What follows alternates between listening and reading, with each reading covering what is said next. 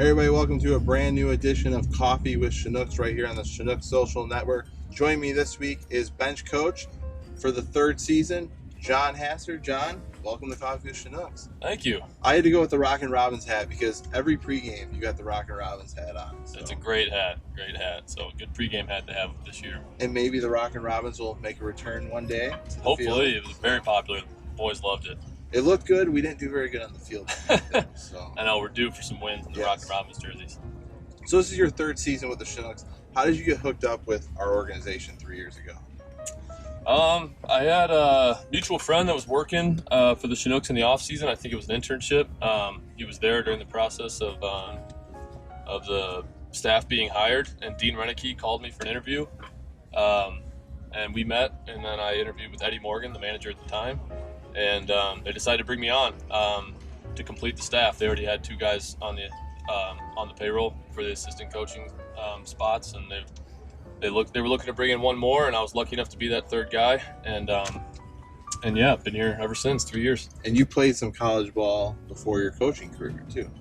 Correct. Yeah, I played 3 years at UW Parkside down in Kenosha, and then I finished up and played my third year at Carthage College, also in Kenosha, where I've been coaching ever since. How many years have you been with Carthage? I've been there 8 years, about to be my 9th year as an assistant at Carthage. And Augie has put together a heck of a D3 program down there at Carthage. What do you like best about working under Augie? Yeah, you said it best. He's put together some great teams over the years and kind of built Carthage into something special, put him on the map over his 30-plus years of being there. And he's kind of been there and done that with every aspect of college baseball. So I couldn't ask for a better guy to learn the game from and learn how to be a good coach from. And he's granted me almost every opportunity I've had. So it's a place that's great to be in, and I love going back there every year. So now living in Kenosha, and I'm from Kenosha, what is your favorite restaurant or bar in the Kenosha area? Favorite restaurant? That's a tough one. There's a lot of great spots downtown. It's hard to really pick one. Man, I mean, if you're talking, I always recommend Frank's Diner and stuff to guys that are coming in town and things like that. Captain Mike's if you're looking for a good burger, things like that. So a lot of good spots downtown. I don't think you can go wrong. Big fan of a lot of those places. While we're on the topic of food, you guys get a lot of different sponsors that support us for pre- and post-game meals. Which meal do you enjoy the most at Captain Park? Which meal? Wow. Usually it's pretty good spreads. A lot of times, sometimes you kind of get this or that on the road. Sometimes it's good, sometimes it's okay. But usually we're used to a pretty good spread here at home. To say our favorite, we had steaks the other night, so that was a first in 3 years, and steaks and baked potatoes and things like that. That was that knocked it out of the park. Yeah, Ghost Town, right? Yep. Now you talked about being on the road.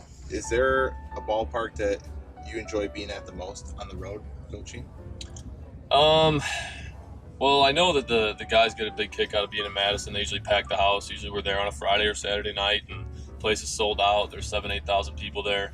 But I had a chance to experience Traverse City for the first time this year, and they're the only ones who come close to what we do here as far as kind of hospitality there, clubhouses, the whole surface, kind of the fans they draw. It's cool. It's a cool town, kind of a vacation type town, so they get a lot of people up there. But that's the closest thing I've seen of what we do here at Capco as far as just an all-around experience. And being 3 seasons in, we've had one playoff run in that stretch. Do you have a most memorable moment or game in the past 3 years that comes to mind? Yeah, I mean, in 2017, my first year, that playoff game in Rapids was pretty memorable. That place was rocking, and it was a tight game. We had some really heated battles all year long, and that was another one. We actually were winning for a lot of that game, and it was heartbreaking losing that game real late. I think it was a go-ahead home run in the 8th that we gave up. But that one has to be probably the most memorable moment. That was a pretty emotional night for the guys. There's a lot of day one guys that were still there for game 73. So it was pretty cool seeing guys go out there and battle when they were running on fumes mid-August. How do you keep these guys focused down the stretch, especially when, this past season we just missed the playoffs? How do you keep them focused and ready to play down the stretch in a season like this? I think that you kind of found that. I mean, yeah, you have to create an environment as a staff where the guys are motivated, but a lot of times we're getting kids that are pretty self-motivated. They've got pretty big goals beyond just this summer with the Chinooks. Guys have draft aspirations. Guys have goals of winning starting jobs back at their respective schools, making a good impression on their college programs by doing a great job here.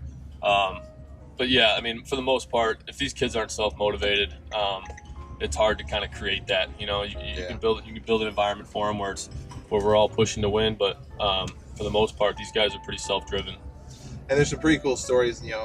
Brendan McWigan was with us each season that you've been a manager, and he recently got an offer from the Mariners on the home stretch, and this was kind of his final shot for the Scouts. Went to the showcase in front of those Scouts, and then a few days later got an offer. So some really cool stories down the stretch of these seasons like that. Yeah, absolutely. Yeah. I asked Travis this question last week on our episode. We did the division realignment this year where we only see 5 other teams majority of the season. Do you enjoy that, or do you enjoy playing more of the Great Lakes Division teams throughout the course of the summer? Yeah, it was you definitely see these teams playing.